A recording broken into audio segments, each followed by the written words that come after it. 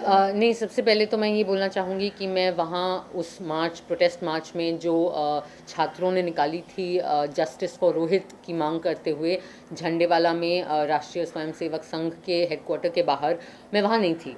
लेकिन मेरे कुछ दोस्त थे वहाँ पे और उन्होंने कल शाम को मुझे वो वीडियो क्लिप्स भेजे जिसमें बहुत साफ तरीके से पता चल रहा है कि दिल्ली पुलिस के कांस्टेबल्स ने और कुछ गुंडों ने जो प्लेन क्लोथ सिविल्स में हैं, उन्होंने छात्रों को और लड़कियों को बहुत बेरहमी से मारा, पीटा, लाठियों से उनकी पिटाई की। तो मैंने जब ये वीडियो देखा, मैं बहुत ही मतलब मैं दंग रह गई, मैं बहुत शॉक थी। और सबसे पहले तो मुझे बहुत डर लगा क्योंकि मुझे याद आया कि 5 साल पहले तक मैं भी उस सड़क पे हो सकती थी और मैं भी पिट रही हो सकती थी पुलिस के हाथों। तो मैंने वो वीडियो शेयर करना शुरू किया ट्विटर पे, सोशल मीडिया पे। मैंने अपने सारे दोस्तों को बोला उसे शेयर करिए, फिर और लोगों ने उसे शेयर किया। हमने कुछ जर्नलिस्ट को कांटेक्ट किया कि आप ये देखें। और मुझे लगता है कि ये बहुत अच्छी बात है कि ये मीडिया ने पिक किया है और अब दिल्ली पुलिस से सवाल उठाया जा रहा है, क्योंकि हमें भूलना नहीं चाहिए कि भारत एक लोकतंत्र है और कोई भी पीसफुल प्रोटेस्ट एक अहिंसात्मक विरोध हर बाशिंदे का, इस देश के बाशिंदे का हक है। तो पुलिस को क्या मजबूरी थी कि उन्हें ऐसे अनआर्म्ड छात्रों पे और लड़कियों पे इतनी बेरहमी से लाठियां चलाने की ज़रूरत पड़ी। ओके, कल से खुद वहाँ मौजूद थे और उसके उनके बावजूद ये होना, और कहीं ना कहीं केंद्र सरकार और स्टेट सरकार की, अगर मैं बात स्टेट गवर्नमेंट की बात करूँ, अरविंद केजरीवाल की सरकार की बात करूँ, उनमें तनातनी चलती आई है दिल्ली पुलिस को भी लेके। तो कहीं उस बात का प्रेशर मानती हैं आप कि उनके अधीन नहीं है दिल्ली पुलिस, और क्योंकि वहाँ पे कुछ ऐसे भी छात्र थे जो कहीं आपसे ताल्लुक रखते थे, या कहीं राजनीतिक दखल भी था? मुझे समझ नहीं आता कि तो क्या हो गया अगर वहाँ पे, अव्वल तो मुझे नहीं पता कि वहाँ पे ये कंजेक्चर है, मुझे नहीं पता कि वहाँ पे आपके वर्कर्स थे या आपके छात्र थे। लेकिन हर हर यंग पर्सन जिसका एक दिमाग होता है वो किसी ना किसी पॉलिटिक्स का होता है। आखिरकार हम सब वोट देते हैं और हम सब किसी पॉलिटिकल पार्टी को ही वोट देते हैं, और हम इसलिए वोट देते हैं क्योंकि हम एक लोकतंत्र हैं और हमें अपनी सरकार बनानी होती है। तो जब हमने सरकार चुनी है, एक लोकतांत्रिक सरकार चुनिए, तो इसमें क्या बुरा है कि हम उस सरकार से सवाल पूछें। तो इवन अगर वहाँ पे आपके लोग मौजूद थे या दूसरे राजनीतिक दलों से छात्र मौजूद थे, तो इसका ये मतलब तो नहीं है कि आप उनकी पिटाई कर देंगे। वो कोई कानून नहीं तोड़ रहे हैं, वो वहाँ पे एक अहिंसात्मक विरोध कर रहे हैं जो कि आपके ही संविधान के मतलब तहत उनको वो हक मिला है इस देश का नागरिक होने के वजह से। तो इसमें क्या बुरा हो गया? तो मुझे समझ ही नहीं आ रहा कि पुलिस ने किस कारणवश इतना ड्रकोनियन जिसे कहते हैं और इतना एक्सट्रीम एक्शन लिया। आखिरकार दिल्ली पुलिस का वो है ना टैगलाइन कि with you for you always. Delhi police का काम है कि वो दिल्ली की सड़कों पे दिल्ली के नागरिकों को महफूज रखे और स्पेशली औरतों को महफूज रखे। तो अगर दिल्ली पुलिस ही मतलब लोगों और आम आदमी को और पब्लिक को मारने लगेगी, तो फिर हम किसके पास जाएंगे?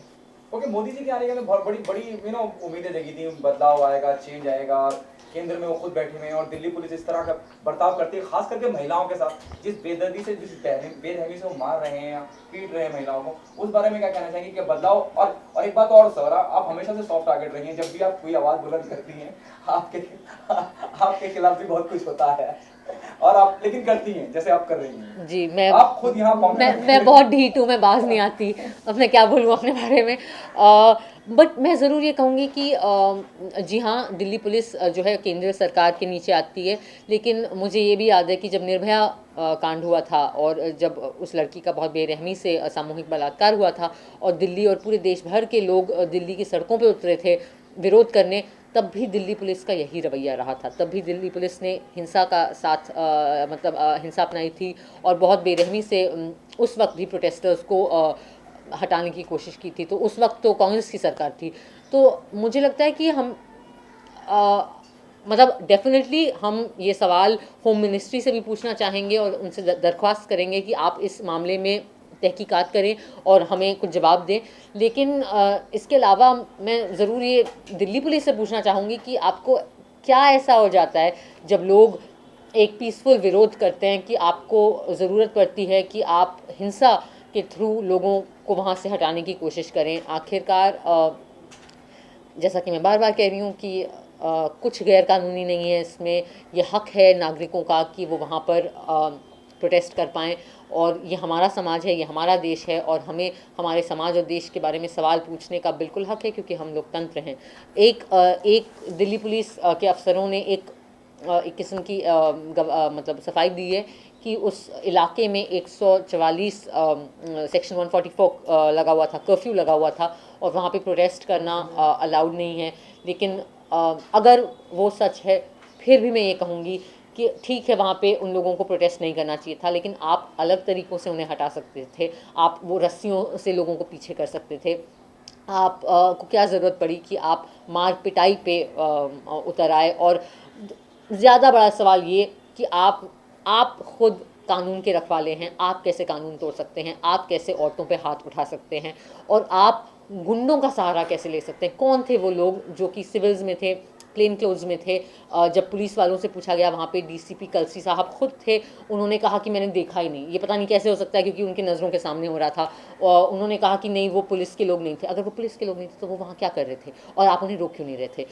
तो फिर कई सारे सवाल आएंगे ना कि क्या क्या ये प्रॉब्लम थी कि वो आरएसएस के सामने हो रहा था, और इसलिए आपने उस प्रोटेस्ट को इतनी बेरहमी से रोकने की ज़रूरत समझी?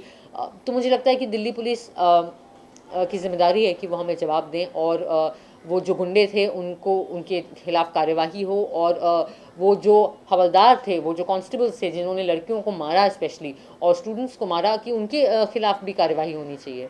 ओके, इसके बाद आपने शुरुआत तो करी थी, यहाँ मीडिया से आप इंटरेक्शन कर रही हैं, ट्विटर पे हैं आप, हर सोशल माध्यम से आप लोगों तक बात पहुंचा रही हैं, और आपने शुरुआत कर दी है।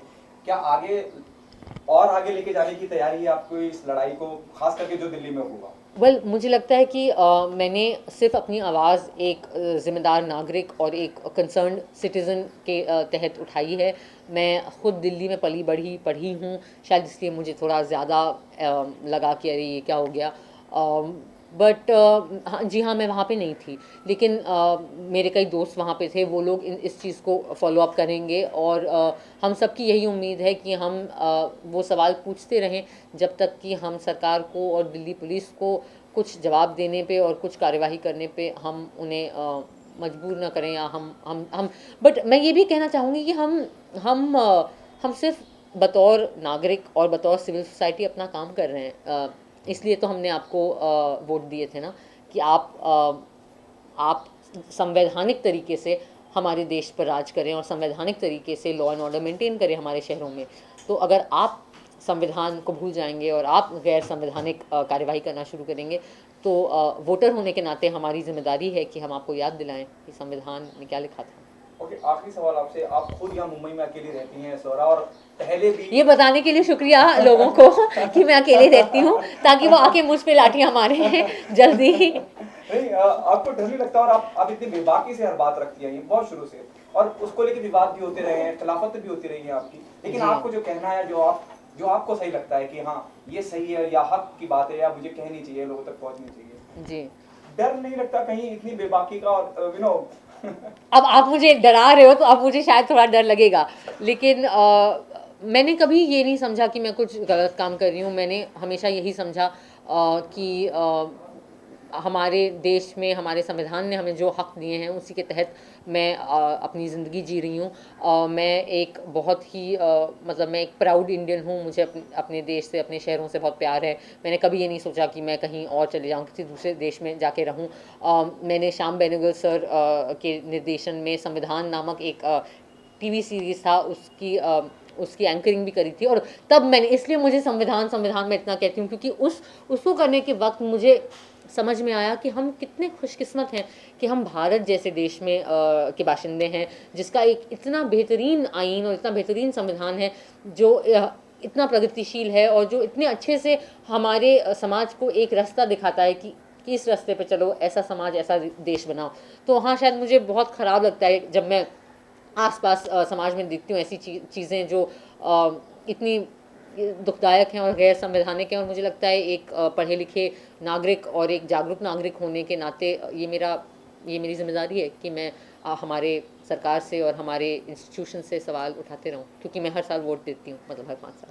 ओके, हर लास्ट 2 सवाल, आप इतनी दुबली कैसे हो रही हैं? दूसरा, प्रेम रतन धन पायो के बाद क्या आवाज देख ना पाए? आपका पहला सवाल कि मैं, मतलब अब मैं क्या बोलूँ कि ये वो विडंबना और ये वो कहते हैं आयरनी है कि मैंने इतनी डाइटिंग करी और इतनी एक्सरसाइज करी, लेकिन फाइनली सारा वेट मैंने जॉन्डिस के थ्रू लूज़ किया, मुझे पीलिया हो गया और तब मैं पतली हुई। बट आई होप मैं ये मेंटेन कर पाऊँ। और दूसरा कि प्रेम रतन धन पायो, जो मेरी आखिरी रिलीज़ थी। उसके बाद अब मेरी अगली रिलीज़ है नील बटे सन्नाटा, अप्रैल 22 को। बहुत ही बेहतरीन खूबसूरत फिल्म, और उसके बारे में मैं ज़रूर आप सबसे बात करूँगी जब रिलीज़ के जब हम समीप आ जाएंगे। और इसके अलावा मैं अनारकली आरावाली नाम की फ़िल्म की शूटिंग कर रही हूँ। इनफैक्ट मैं जल्दी निकलने वाली हूँ वापस शूट पे जाने के लिए, और कुछ स्क्रिप्ट्स पढ़ रही हूँ, कुछ एक ऑफिशियल अनाउंसमेंट्स हैं जो अगले 1 महीने के अंदर हो जाएंगी। That's what's going on. Okay, Nil Battey Sannata, Anarkali, आरीवारी, अलग अलग तरह के एकदम मुख्तलिफ टाइटल, इंटरेस्टिंग टाइटल, क्या उतना ही इंटरेस्टिंग फिल्म होने वाली है? और आपके डेफिनेटली किरदार डेफिनेटली नील बटे सन्नाटा एक बहुत ही बेहतरीन और खूबसूरत फिल्म है। ये अपने मुंह मियाँ मिट्ठू है, लेकिन मुझे इसके लिए चाइना में बेस्ट एक्ट्रेस का अवार्ड भी मिल चुका है सिल्क रोड फिल्म फेस्टिवल पे। बट ऑफ कोर्स वो अवार्ड पूरी फिल्म को जाता है। एक कहानी है एक माँ की, और मैं वो माँ हूँ, 15 साल की लड़की की माँ का रोल किया है मैंने। मेरे लिए बहुत चैलेंजिंग रोल था ये। ऑफ कोर्स कई लोगों ने मुझे कहा कि ये करियर खुदकुशी भी है, क्योंकि कौन सी एक्ट्रेस अपनी उम्र से बढ़कर रोल करती है, और वो भी 15 साल की बच्ची की माँ का। बट इतनी खूबसूरत कहानी थी कि मैं मना नहीं कर पाई, और आई एम वेरी प्राउड कि मैंने वो फिल्म करी, क्योंकि वो फिल्म सच में उतनी ही बेहतरीन है। और नील बटे सन्नाटा का क्या मतलब है ये आप लोगों को पता करना चाहिए, क्योंकि बहुत ही इंटरेस्टिंग टाइटल है, और उसका मतलब भी बहुत प्यारा सा है। अनारकली आरावाली एक ऑर्केस्ट्रा पार्टी की गायिका की कहानी है, जो बड़े ही क्या बोलें अब, डबल मीनिंग के गाने गाती है गाँव और बिहार में, गाँव में और छोटे छोटे कस्बों में। और उसकी ज़िंदगी में एक ऐसा वाक़या होता है जिससे उसकी पूरी ज़िंदगी पलट जाती है। तो एक बहुत ही खूबसूरत ये भी कहानी, और औरतों के मुद्दों को बिल्कुल सेंटर में रखती हुई, और एक ऐसी दुनिया जो हमने बॉलीवुड में देखी नहीं है, कि नौटंकी और ऑर्केस्ट्रा पार्टीज़ की दुनिया।